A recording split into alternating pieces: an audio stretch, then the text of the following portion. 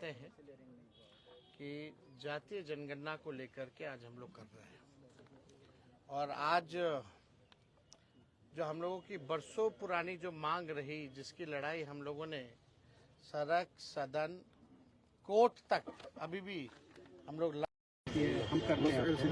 आज हम लोगों के बातों पर जो है और हम लोगों के मांगों पर हम लोगों का जो मुख्य लड़ाई रहा, आज उस पर केंद्र सरकार को भी झुकना पड़ा और केंद्र सरकार ने निर्णय लिया है कि जो अगला सेंसस होगा उसमें जातीय जनगणना को भी इंक्लूड किया जाएगा।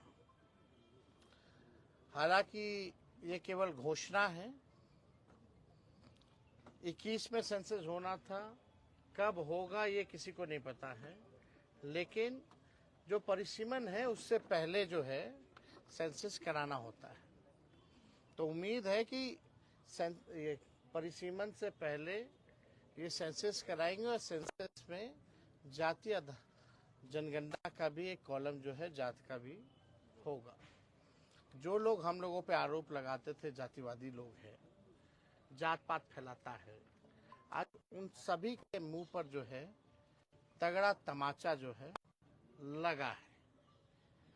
और ये जब तक हम लोगों को साइंटिफिक डेटा नहीं पता चलेगा पूरे देश की आखिर स्थिति क्या है, तब तक हम उन समाज, जो पिछड़ा समाज, जो गरीब, वंचित, शोषित जो लोग हैं, उनको हम लोग मुख्य धारा नहीं ला सकते।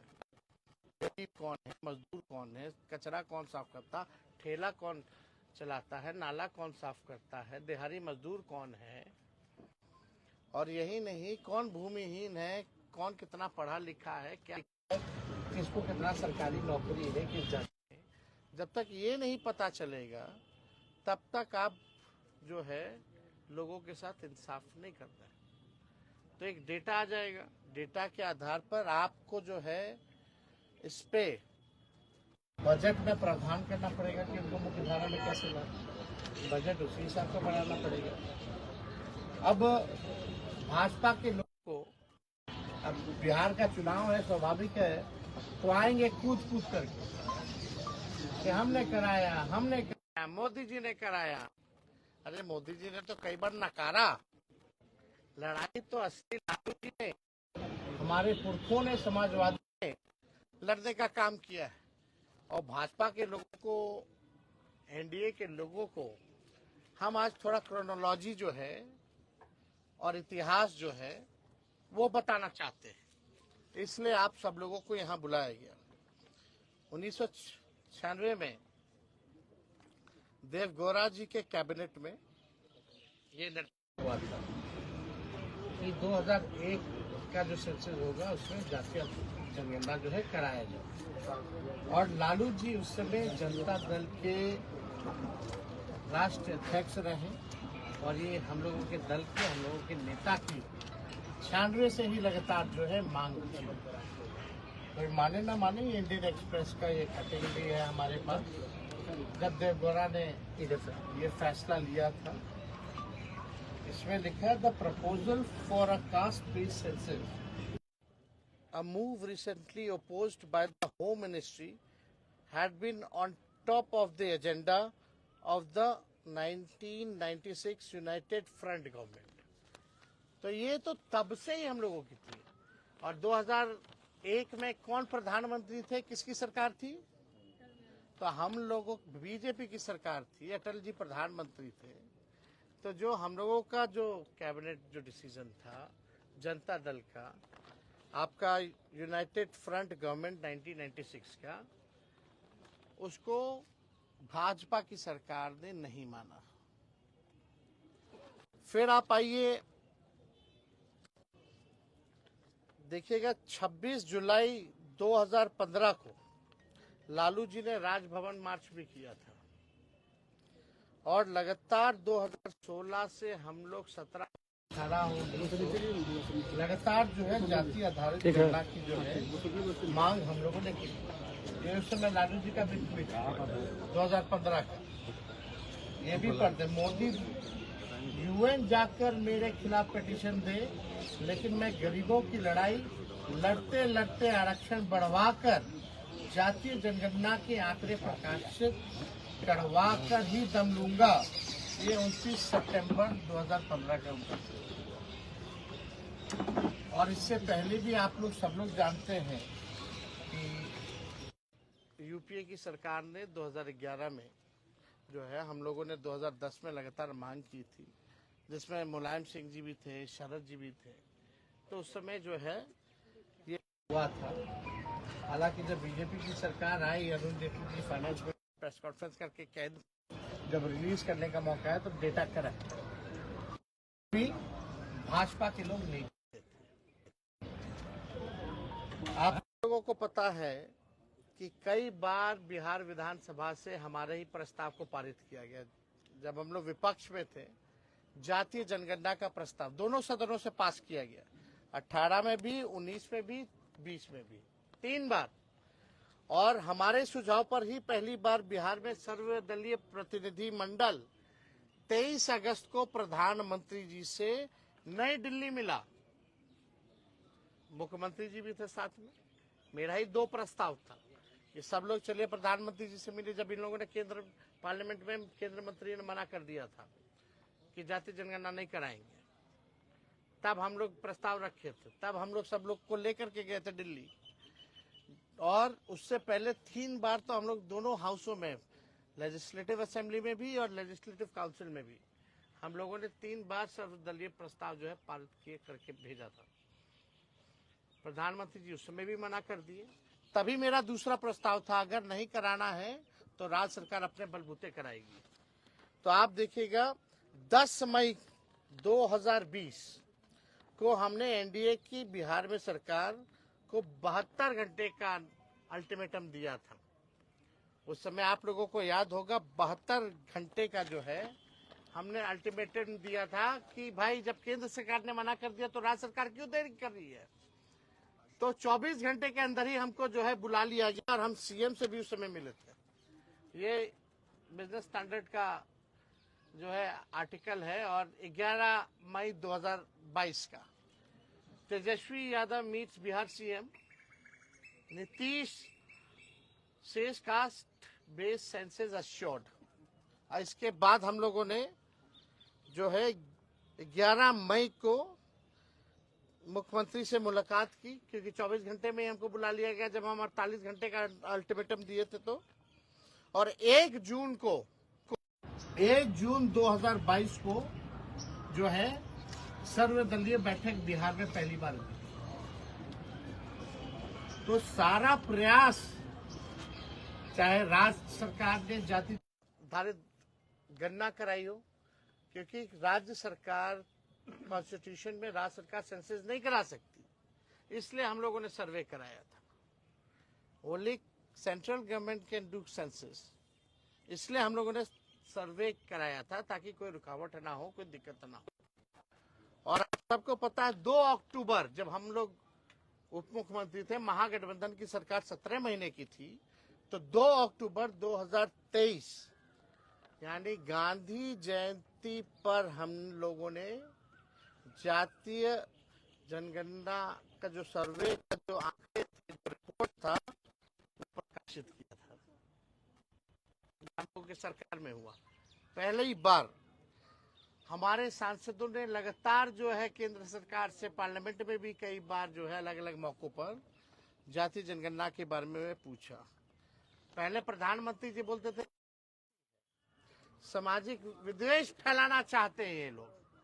अब प्रधानमंत्री जी बताएं कौन विद्वेष फैलाना चाहता है, कौन नहीं फैलाना चाहता है। करना वही पड़ा जो हम लोग कराना चाहते थे। ये हम लोगों की ताकत है कि ये काम जो है इन लोगों को करना पड़ा है। अब विश्लेषण इसका होता रहेगा कि भाई बिहार चुनाव को देखते हुए किया जा रहा है या कुछ भी किया जा रहा हो। पहली बार कर्पूरी ठाकुर जी को भारत रत्न का से नवाजा जाए, इसकी मांग भी बिहार विधानमंडल की बैठक में प्रधानमंत्री आए थे तो उनके साथ हम ही ने पहली बार रखा था और उनको देना पड़ा था।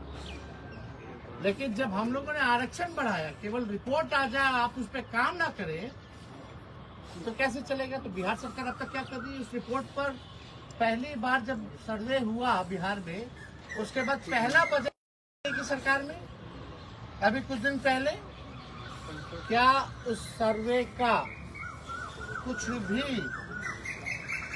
डेटा के हिसाब से बजट में प्रावधान किया गया या बजट बना? नंबर 1 सवाल नीतीश जी बताएं, क्यों नहीं उपयोग किया गया?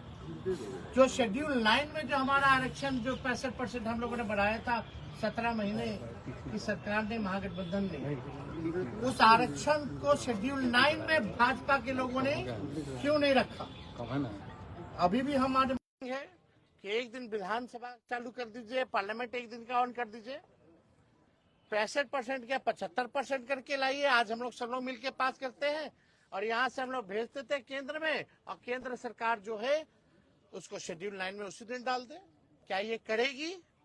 क्या मोदी जी करेंगे? क्या ये नीतीश कुमार जी करेंगे? करना तो पड़ेगा ही, एक ना एक तो इनको करना पड़ेगा। अब सोचिए, लालू जी की दूरदृष्टा को देखिए कि भाई 30 साल पहले 96 में जो फैसला लिया गया, आज मोदी जी को अमल करना पड़ता है। तो हम लोग चाहते हैं, और अगली हमारी लड़ाई होगी, एक तो हम लोग देख रहे कि कब करा दे, और करा रहे तो रिपोर्ट का ही लोग क्या कर रहे हैं। और हमारी अगली लड़ाई होगी कि जिस हिसाब से दलित आदिवासी भाइयों का पार्लियामेंट के चुनाव में या स्टेट के विधानसभा के चुनाव में सीटें आरक्षित हैं, उसी हिसाब से हमारी सबसे बड़ी लड़ाई होगी कि पिछड़ा समाज, अति पिछड़ा समाज के लिए भी पार्लियामेंट के चुनाव में, विधानसभा के चुनाव में सीटें आरक्षित हो। और ये करवा करके ही हम लोग दम जो है लेने का काम करेंगे, और किसी भी कीमत पे इससे हम लोग कॉम्प्रोमाइज नहीं करेंगे। जिसकी हिस्सेदारी है उस हिसाब से लोगों को, उनको मान सम्मान जो है, जगह जो है मिलनी चाहिए। तो मेरा सबसे बड़ा सवाल कि शेड्यूल 9 में क्यों भाजपा के लोगों ने अब तक लटका रखा है? नया प्रपोजल लाए, हम लोग पास करते हैं। दूसरा सवाल कि बिहार का जो सर्वे आया जाति जनगणना का, तो एनडीए की सरकार ने उसके अनुरूप बजट जो है क्यों नहीं बनाया? तीसरा हमारी लड़ाई होगी कि पिछड़ा अति पिछड़ों को भी पार्लियामेंट के चुनाव में और विधानसभा के चुनाव में भी सीटें आरक्षित। तो और कोई सवाल अगर आप लोगों का होगा आप लोग सर, 1990 से लालू जी इसकी लड़ाई लड़ रहे हैं, शरद यादव जी नहीं रहे, रामविलास जी की आवाज उठाई, ये पुरखों की जीत है, ये हम लोगों के पुरखों की जीत है, ये समाजवादी नेताओं की जीत है, समाजवाद की जीत है। सर सामने लोगों ने लगातार जो है, हमारे नेताओं ने समय समय पर इसकी लड़ाई, चाहे सड़क हो, सदन हो या कोर्ट कचहरी हो, और आज भी मजबूती के साथ हम लोग लड़ रहे हैं। और हमारे एजेंडे पर ही भाजपा के और एनडीए के लोगों को नाचना पड़ रहा है। ये तो जीत हुई है, लेकिन अभी देखते हैं कि खाली बिहार चुनाव के लिए सब गुस्सा तो फोड़ा है कि वाकई में ये करा रहे हैं तो रिपोर्ट का कचरे के ढेर में तो नहीं फेंक रहे हैं। तो हमारी नजर हर एक चीज पे।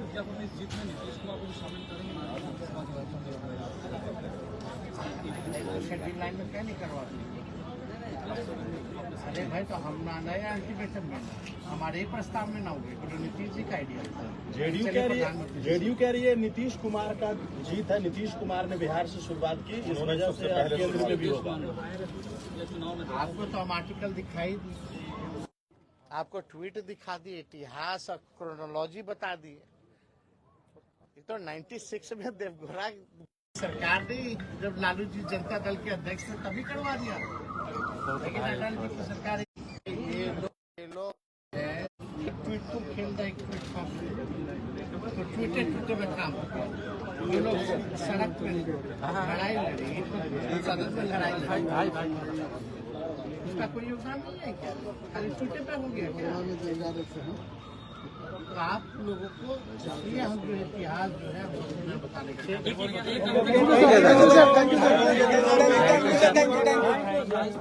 भाई क्या उसको भाई जो भी लड़ाई भी होगी बिहार का है तो गौतम भाई भाई उनको प्रेम होता है बढ़ेगी। ठीक है पंकज जी।